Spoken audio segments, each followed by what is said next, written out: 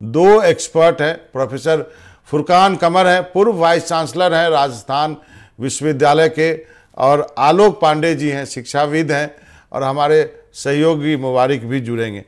Professor कमर साहब के पास था, लेक्चर ही हो रहा था, मैं बड़ा पेशेंसली सुन भी रहा था, और क्योंकि मुझे उतना ज्ञान है नहीं, लेकिन मैं आपसे ये जानना चाहता हूँ प्रैक्टिकली, एक बच्चा जो स्कूल में पढ़ रहा है उसको मैं बोलूं कि बेटा ऐसा है, ये किताब लेके अब आपको एग्जाम देना पड़ेगा, वो तो पढ़ेगा नहीं कुछ, बोलेगा हो गया मेरा।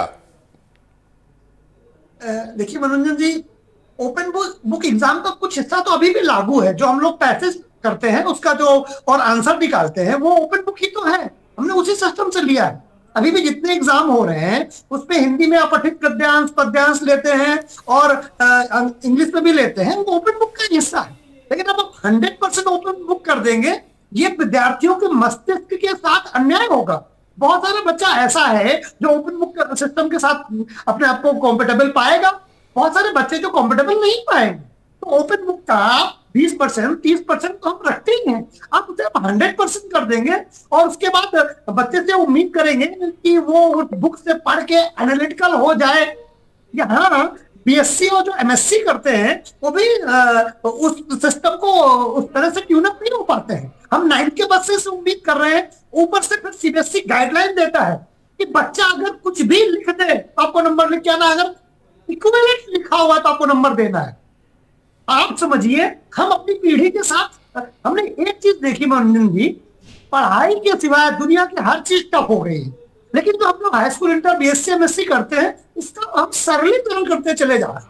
आज जो दुनिया में नॉलेज का डंका बजता है, जो आज 35 साल से लेकर 50 साल के जो लोग हैं उन्होंने याद करिए कि हम लोगों ने किस सिस्टम में एग्जाम दिया है और उस नॉलेज की वजह से आज हम दुनिया में डंका बजा रहे हैं। जो ये नई पीढ़ी कोविड के बाद भी और जो तैयार हो रही है उसके साथ हम एग्जाम को इस तरह से कर दे रहे हैं कि नंबर 99% आता है बच्चे का, लेकिन वो जो पुराने समय में 60% लाता था उसके सामने भी नहीं टिकता है। एग्जाम को इतना सरलीकृत और इतना एक जैसा मत कर दीजिए, ओपन बुक का कुछ हिस्सा रख लीजिए। अगर अभी आप 20-30% रखते हैं तो 40% कर दीजिए। 100% ओपन बुक सिस्टम ये नकल रोकने की सरकार की अपनी फेलियर को छुपाने का तरीका मैं खुलेआम कहता हूँ। सरकार नकल नहीं रोक पाने वाला, किताब लेके चले जाओ बेटा। वो आदर्श बातें हैं कि हम ऐसा प्रश्न करेंगे। मनोरंजन जी, आंसर ऐसे लिखे जाते हैं, कुछ बच्चे तो 5 क्वेश्चन रख के एमबीए कर लेते हैं कानपुर में, 5 ही रखते हैं एक पेपर में, वही निकालते हैं और पास हो जाते हैं। वहां आप ओपन बुक कर रहे हैं। तो ऐसा तो नहीं है कि अंतरराष्ट्रीय साजिश हो भारत की एजुकेशन सिस्टम को फेल कर दिया जाए।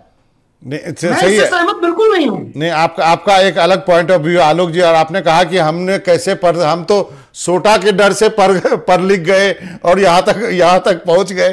वो जो मार लगती थी ना बाबूजी की और मास्टर साहब की, वो उसने बड़ा रोल अदा किया। प्रोफेसर साहब, मैं आपसे ये जानना चाहता हूँ, प्रोफेसर वीसी साहब के पास आऊंगा। जी आलोक जी। मैं तो कहता हूँ फिर आईएएस में ट्राई करें ना, यूपीएससी में सबसे ज्यादा तो एनालिसिस वही होती है, वहां अलाउ करें किताब लेना करके, ऐसे प्रश्न बनाए कि वो बंदा किताब से पढ़ के वही कर ले। सबसे ज्यादा जो हमारी यंग ब्रेन है, आपको बता दें हम लोगों को इमला पढ़ाया जाता था। मेरी वाइफ प्रिंसिपल है केंद्रीय विद्यालय में, वो एक कहती है कि आप भी इमला का कोई जोड़ नहीं है। जो प्रोनाउंसिएशन है तो बच्चे की समझ है वो इमला से आती है। अब हम नई सिस्टम में इमला भूल गए हैं करना। तो मैं क्योंकि यूपीएससी के बच्चों को पढ़ाता हूँ, यूपीएससी कोच हूँ, मैं जानता हूँ कि सरकार केवल नई पीढ़ी को बलि का बकरा क्यों बनाती है ना। जो ब्यूरोक्रेट बैठ करके वो नियम बनाते हैं, वो नियम पहले जरा जो ब्यूरोक्रेसी की तैयारी करते हैं उन्हीं को पर लागू कराएं। और सबसे बढ़िया एनालिसिस की जरूरत तो ब्यूरोक्रेट को होती है, तो आप वहां लागू करिए। हम बोर्ड की परीक्षाओं को बर्बाद मत करिए। ये तो जितने सारे आप प्रयोग करते हैं, नई जनरेशन मैं गारंटी के साथ कहता हूं कि अभी जो 15 साल 20 साल पहले जो पढ़े हैं और जो आज पढ़ रहे हैं, इनके ज्ञान में, इनके एनालिसिस में ये कमजोर हैं। पुराने लोग ज्यादा बेहतर हैं, तो फिर पुरानी शिक्षा व्यवस्था बेहतर है ना, तभी तो बेहतर हुए। आज का बच्चा 50 पेज नहीं पढ़ सकता, वो पढ़ेगा नहीं, उसके अंदर क्षमता ही नहीं है तो लेकिन वो और भी नहीं पढ़ेगा। बच्चा टेक्नोलॉजी के माध्यम पे है। आलोक जी, बच्चा क्या करेगा? बच्चा के हाथ में तो मोबाइल आ गया है, वो इंस्टाग्राम से फुर्सत ही नहीं है। बच्चा कहाँ से पढ़ेगा? किताब खोलने का टाइम है क्या उसके पास? और जिसके पास पैसा है वो पढ़ा लेता है। आप अपने स्कूल और कॉलेज के अलावा, जिसको कोचिंग भी कहते हैं, क्या इससे कोचिंग सेंटर की भी जिम्मेवारी अलग ढंग से बढ़ेगी क्या वहाँ भी एक अलग ढंग से सिखाने की ज़रूरत पड़ेगी यदि ऐसे एग्ज़ाम के सिस्टम होते हैं? अभी तक तो लोग सीखते हैं कि भाई टिक मार्क कर दिए, 4 ऑप्शन है उसमें से एक का करना है, कोई पैसेज लिखना है। अब क्या वहाँ भी बदलना होगा? नहीं, वो जब पढ़ाई का पैटर्न बदलेगा तो सारे सिस्टम में बदलाव लाने पड़ेंगे, इसमें कोई डाउट नहीं है। जब ये पढ़ाई का ये व्यवस्था आएगी एग्जाम की तो हम सबको बदलना पड़ेगा, वो बदलने में कोई दिक्कत नहीं है। समस्या आती क्या है, ये स्टूडेंट के विकास के लिए जरूरी है। जैसे आपके स्टूडेंट जो है प्रॉब्लम सॉल्विंग ब्रेन हो जाएगा।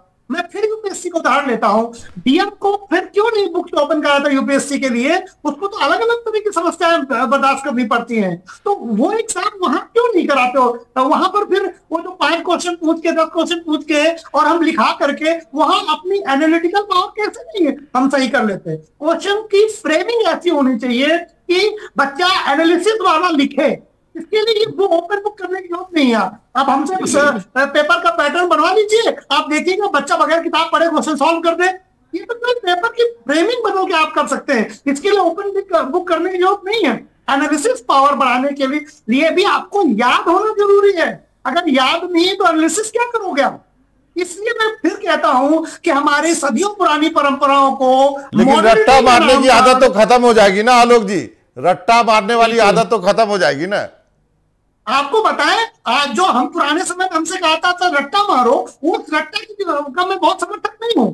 आप लर्निंग और जो होती है जो उसको हम थ्रोट लर्निंग कहते हैं, उसमें एक अंतर है। थ्रोट लर्निंग का विरोधी हूं मैं, लर्निंग का कतई विरोधी नहीं। चलिए वीसी साहब के पास आते हैं। वीसी साहब, कम से कम किताब तो पलट के देखना ही पड़ेगा, किताब तो पलट के देखना ही पड़ेगा कि किस पेज पे क्या लिखा है, इतना तो करना पड़ेगा। बिल्कुल करना उतना कठिन नहीं है। मैं चाहता हूँ एग्जाम का पैटर्न वो हो जिसमें ओपन बुक का हिस्सा थोड़ा बढ़ जाए, थोड़ा एनालिसिस वाला भी हो, थोड़ा लर्निंग वाला भी हो, जिससे कि बच्चे का चौमुखी विकास हो। पूरा ओपन बुक मेरी तार्किकता पे समझ में नहीं आता। चलिए उसमें परसेंटाइल और बढ़ा सकते। चलिए आलोक जी, आपका, प्रोफेसर कमर साहब आपका बहुत बहुत शुक्रिया, एकता मैडम आपका बहुत बहुत शुक्रिया, आप जुड़े।